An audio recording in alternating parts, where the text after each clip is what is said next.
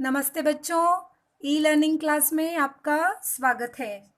मैं हूं आपकी हिंदी अध्यापिका अंजलि राघोरते और हम आज पढ़ने जा रहे हैं शब्द विचार भाग 1 में तत्सम और तद्भव शब्द। तो आइए बच्चों शुरू करते हैं। बच्चों, आपके दिमाग में ये सवाल ज़रूर आया होगा कि आखिर तत्सम और तद्भव यह क्या है। यह सवाल भी ज़रूरी है। तो आइए पहले इन दोनों को समझ लें। तो सबसे पहले देखते हैं तत्सम शब्द। तत्सम शब्द की हम पहले परिभाषा देख लेते हैं ताकि समझने में आसानी हो। जो शब्द संस्कृत से हिंदी में आए हैं वे सभी शब्द तत्सम कहलाते हैं।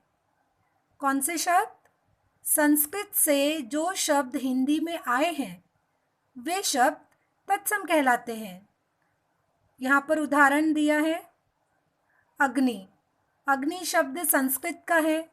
वृक्ष, मयूर दोनों शब्द संस्कृत से हिंदी में आए हैं। हमारी हिंदी संस्कृत से ही बनी है, इसलिए ऐसे बहुत सारे शब्द हैं संस्कृत के जिनका हम हिंदी में प्रयोग करते हैं। हम उनमें किसी भी प्रकार का परिवर्तन नहीं करते।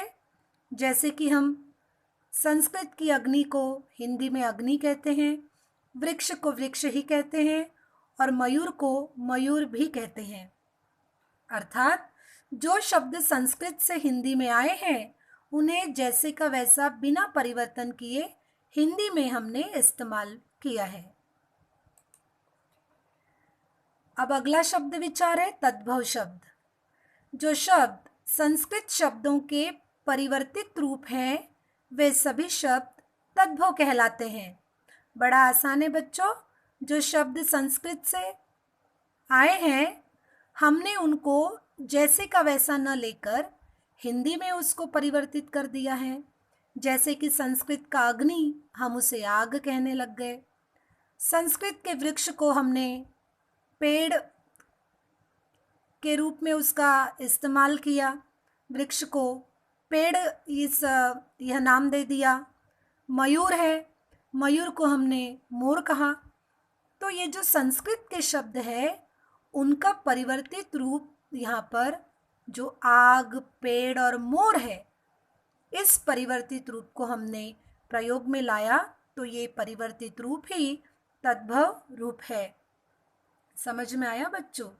तो आइए कुछ और तत्सम और तद्भव शब्द देखते हैं। आपको मेरे पीछे पीछे दोहराना है। सबसे पहले तत्सम शब्द।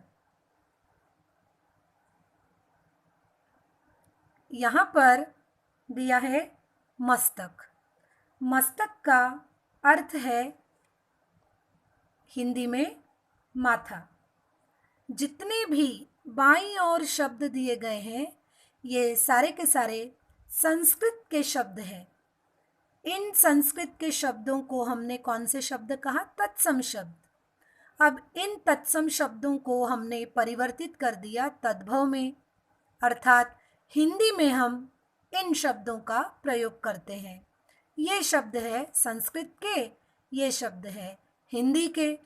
मस्तक जिसका अर्थ है माथा, मुख जिसका अर्थ है मुंह, कर्ण कान, सर्प सांप, उष्ट्र ऊंट, दुग्ध दूध, सायं शाम, पर्ण पत्ता। आइए कुछ और उदाहरण देखते हैं। स्वर्ण सोना, रात्रि रात, हस्त हाथ, प्रस्तर पत्थर, नख नाखून, घोटक घोड़ा, अश्रु आंसू और पितृ पिता।